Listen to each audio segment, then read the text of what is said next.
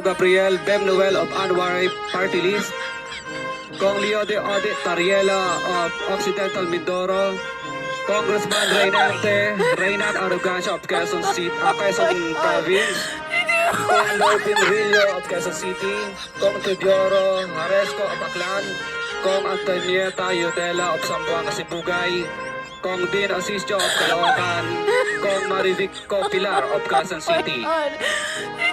21. Meron ding mga kinatawa ng ilang politiko na nakikipagtakbo sa amin upang manghingi ng porsyento kapalit ng mga porsyento ng mga proyekto. Ang porsyento ito ay 25% ay pinipili sa amin bilang karaniwang kalakaran na wala akong kakainang tanggihan.